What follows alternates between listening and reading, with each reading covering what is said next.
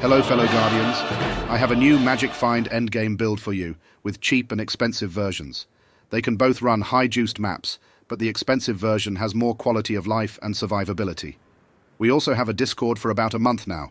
Feel free to join and ask questions, or flex about your children's well-being. First, I will explain how the build works, then I will share the Atlas strategy that I'm using, and then I will give some tips about the build and the playstyle. Now let me explain how the build works. We once again dance with a lot of mechanics, so listen carefully. Since we are dealing with scary abyssal monsters this league, the issues we need to address are mainly chaos and physical damage. To address chaos resistance, we shall use this shield. I always wanted to make a Mahuxotl's Machination build, which is an engineer's wet dream. So I decided to read the wiki about it. The Val mods may confuse you at first, but the wiki is really helpful for explaining them. Basically, when we use this shield, we cannot regenerate life or energy shield. Energy shield will also become useless, since all damage will bypass it.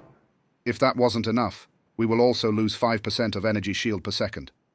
But if we find a way to reach full energy shield every 4 seconds, we will get 5% to all maximum resistances.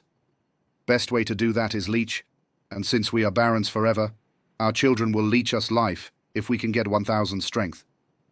But that alone is not enough, so we need to use an instant leech charm, which saves us 9 points in the tree. Now just by the shield alone, we have 85 chaos and 80 fire resistance, and we don't care about lightning and cold resistances. One of the modifiers of the shield is the divine flesh, which lets us take 50% of elemental damage as chaos. If we combine it with Arakiata's lethal pride and take tempered by war, we can completely ignore lightning and cold resistances. To push it a little further, we use level 21 Purity of Fire in a +2 boots to get an extra 5% fire resistance and a 20% aura effect on the tree for an extra 1%. We also get this node on the tree and 2 charms to get to the 90% maximum fire resistance. We will not stop there, we will use a ruby flask for an extra 2%, and with Mage Blood, we will effectively have 94% fire resistance. Since half of the elemental damage is taken as chaos, this will yield us an effective elemental resistance of around 89% and a chaos resistance of 85%. Life leech will not be removed when we reach full life, so as long as our children hit something recently, we will also be resistant to damage over time. Instant leech is one of the best defensive aspects by itself as well, and it will make you think that you are not taking any damage at all. Now the other issue we need to address is the physical damage. At first, I was preparing you this tree, and I was also experimenting with Diala's Malfection. If you feel like reproducing, you can use that chest to have 21 children. Ask me how in the comments if you are interested. Anyway, I realized that chest made me vulnerable, so I was on the lookout for some new ideas. That's when I found this build in the archives, which also use Mahuxotls and Cloak of Flame. Since we have a lot of fire resistance, we can almost completely negate physical damage with it, and some armor. We still need to use determination, because abyssal monsters with a lot of juice are still scary. We get 20% fortification from our Butler and Perfect Naval Officer. We get a 20% extra damage reduction from our Sentinel. We get 25 extra from the Progenesis. We also have a 50% chance to block spells and attacks.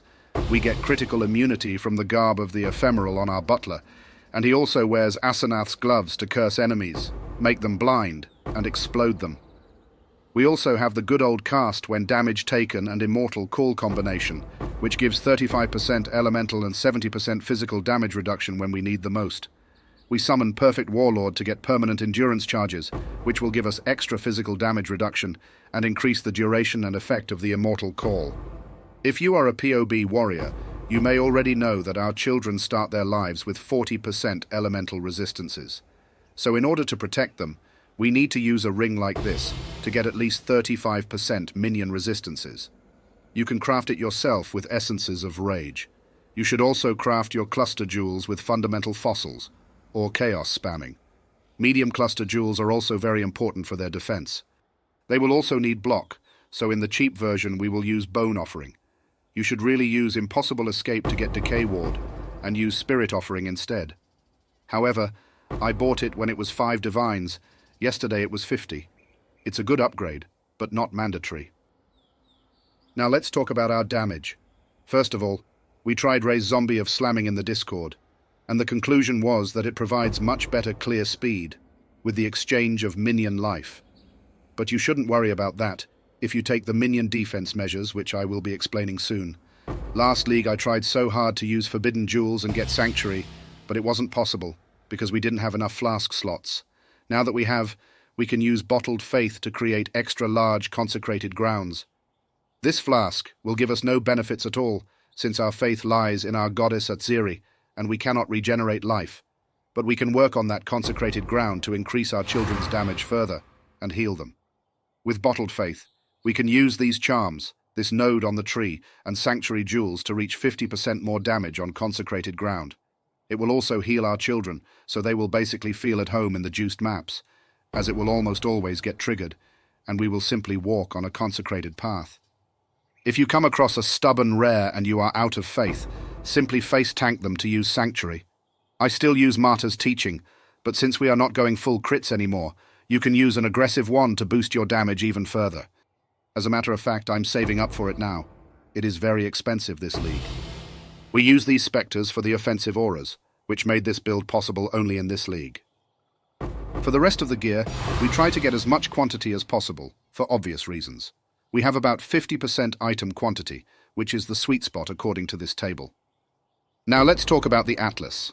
I'm doing the classic Abyss strategy, mixed in with either strongboxes, delirium, harbingers, and ritual. You can do whichever you like. Results are pretty much the same as long as you collect good amount of wisps. Some map mods are dangerous in high wisp maps and wandering path. You can do them, but in order to have some quality time, I suggest using regex for filtering. I will leave it in the description. While doing the Abyss, first get the Spire to 50% HP, then quickly walk away and use Convocation.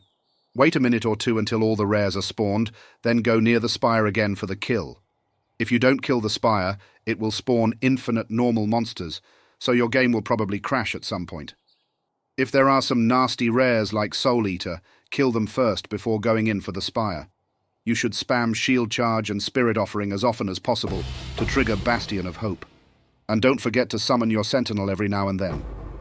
You can start playing the cheap version immediately with around 50 Divines, if you craft your items yourself. If 50 Divines is a lot for you, POB also has leveling and mid-tier builds, which we League started with. You can start with those and work your way up. I was playing the cheap version until a few days ago, and it can still do high-wisp juiced maps comfortably, but the expensive version has a good quality of life due to Mage Blood, and better survivability thanks to the Progenesis. That's all I have to say for now. I will try to fit in carry-on golems to the build in the upcoming days.